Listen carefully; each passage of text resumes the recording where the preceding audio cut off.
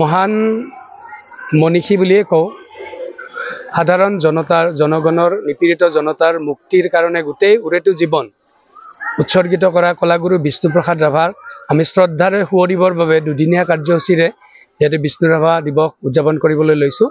ইয়াতে ৰামছা গাঁওবাসীয়ে সকলোৱে মিলি পেলাই এই উৎসৱটো উদযাপন কৰি আহিছে।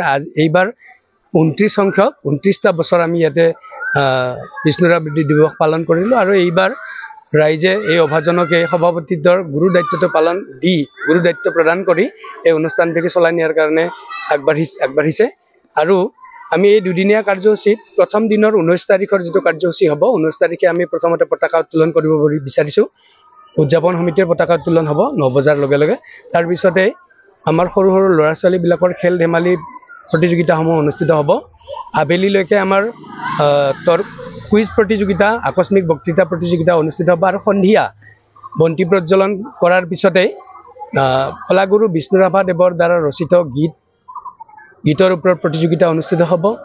কলাগুৰু বিষ্ণু ৰাভা দেৱৰ দ্বাৰা ৰচিত কবিতা আবৃত্তি প্ৰতিযোগিতা অনুষ্ঠিত হ'ব আৰু এনেকৈ আমাৰ প্ৰথম দিনৰ কাৰ্যসূচী শেষ হ'ব। প্ৰথম দিনত আমি বঁটা বিতৰণীও অনুষ্ঠানটিও ৰাখিছোঁ।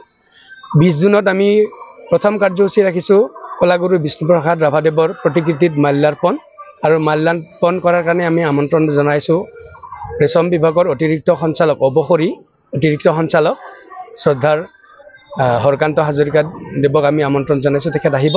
তাৰপিছতে আমি এই দিৱসটোৰ লগত সংগতি ৰাখি আমাৰ যিহেতু ৰামছাৰ এজন সুসন্তান আছিলে মেদিনী চৌধুৰীদেৱ, তেখেত জানে অসমৰ ৰাইজে জানে সাহিত্যিক লগতে তেখেত IAS বিষয়া আছিলে।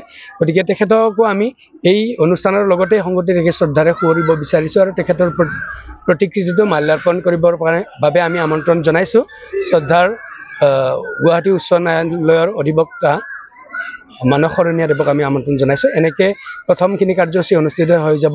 11 বজাত আমি কৃতি ছাত্ৰ ছাত্ৰীৰ সম্বৰ্ধনা অনুষ্ঠান ৰাখিছোঁ। আমাৰ গাঁৱৰ যিসকল কৃতি ছাত্ৰ ছাত্ৰী কৃতিত্বৰে উত্তীৰ্ণ হৈ আমাৰ গাঁৱৰ অঞ্চলৰ সুনাম কঢ়িয়াই আনিবলৈ সক্ষম হৈছে তেখেতসকলক আমি সম্বৰ্ধনা জনাম আৰু সন্ধিয়ালৈকে আমি সাংস্কৃতিক সন্ধিয়াৰ আয়োজন কৰিছোঁ।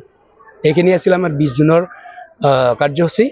এই দুইটা দিনতে মানে উৎসৱটি আমি দিৱসটি সুন্দৰভাৱে চলাই নিয়াৰ কাৰণে ইতিমধ্যে প্ৰস্তুতি চলাই থকা হৈছে আৰু আমি সৰ্বস্তৰৰ ৰাইজৰ ইয়াত উপস্থিতি আৰু সহায় সহযোগিতা আন্তৰিকতাৰে কামনা কৰিছোঁ। যিকোনো খবৰৰ বাবে যোগাযোগ কৰক 7099017330 লগতে 7099017110 নম্বৰত।